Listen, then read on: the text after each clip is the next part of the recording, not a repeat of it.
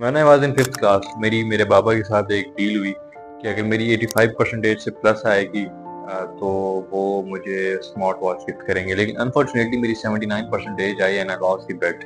तो फिर मैंने पावर में बाबा से बोला कि मुझे पढ़ाई नहीं करनी and he smile and he said कि do you have another option.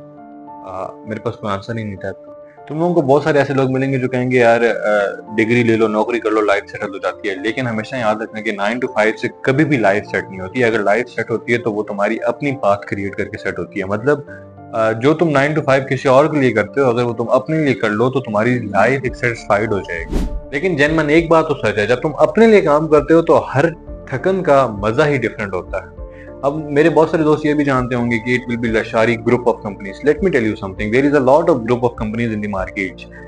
अगर मैं लशारी डेवलपर्स की बात करूं, लशारी मोटर्स की बात करूं, लशारी की डिफरेंट बिजनेस के बारे में बात करूं जो मैं जिनको मतलब इंशाल्लाह इन फ्यूचर होल्ड करना चाहता हूं, Lashari group of companies, Lashari group of companies is 5% of what I am thinking and what I am planning to do something. अब जो एटलिस्ट कंपनी है, तुम में से जो मेरे पुराने दोस्त हैं वो लोग ये लोग जानते होंगे कि एटलिस्ट कंपनी मैंने 2022 में बनाई थी, 15 सितंबर 2022 को। उस कंपनी को मैं 3 से 4 महीने लेके चला था, लेकिन मैंने उससे 1 रुपया नहीं कमाया था, टू बी वेरी ऑनेस्ट। लेकिन पैशन था टू डू समथिंग डिफरेंट। देखो मैं तुम्हें बताता हूँ कि कुछ लोग बिजनेस के लिए बने नहीं होते, उन्हें बिजनेस की तरफ पुश किया जाता है। लेकिन अगर मैं तुम लोगों को अपने माइंडसेट के बारे में बताऊं तो मेरे अब बचपन से ये माइंडसेट था कि want to do something different. मतलब अगर हम लोग मैं तुम लोगों को एक चीज के बारे में बताता हूँ, तुम लोगों में से बहुत सारे लोग होंगे जो जानते होंगे कि Lashari developers, I am CEO of Lashari developers.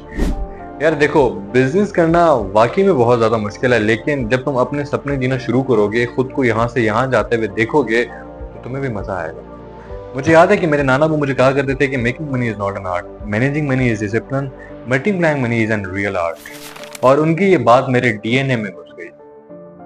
अब मैं जब पीछे देखता हूँ तो मुझे लगता है कि मैं रैट रेस के लिए बना ही नहीं था। I hate routines, I hate to do something what they told मी।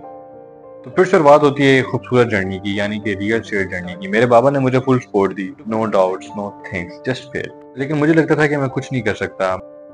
फिर उसके बाद ऐसा हुआ कि मैं 9th क्लास में आया और मैं थोड़ा सा बिगड़ने लगा। यानी रॉन्ग फ्रेंड्स, बैड कंपनीज, बड़े लोगों के साथ उठना बैठना, गलत कामों में ना, मतलब मैं आहिस्ता आहिस्ता पढ़ना शुरू हो गया। और फिर एक दिन मैंने अपने बाबा और मामा को बात करते हुए सुना है। बाबा वाज लाइक, इब्राहिम सुबह 6-7 बजे स्कूल चला जाता है, 2 बजे आता है, 3 बजे ट्यूशन चला जाता है, 6-7 बजे वापस आता है, and he have no time for me. मतलब बाबा कह रहे थे कि उसका मेरे साथ बातें करने का टाइम ही नहीं बचता। फिर यूं हुआ कि मैं 10th क्लास में आ गया और बाबा ने मुझे कहा you need to create another option.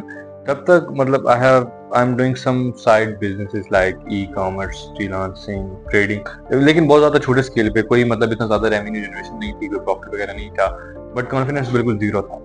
In the mid of 10th class मेरे में थोड़ी सी हिम्मत आई और मैंने जाके बड़े कॉन्फिडेंस से बाबा को कहा कि I have another option. Smile and उन्होंने कहा कि वेल डन बेटा।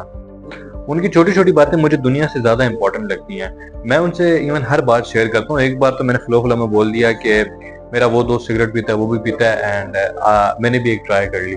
उसके बाद जो हुआ मैं वो ओनली कैमरा नहीं बता सकता। यार उनकी वो बातें मेरे दिल को छू गई। यानी my Baba is like my super hero.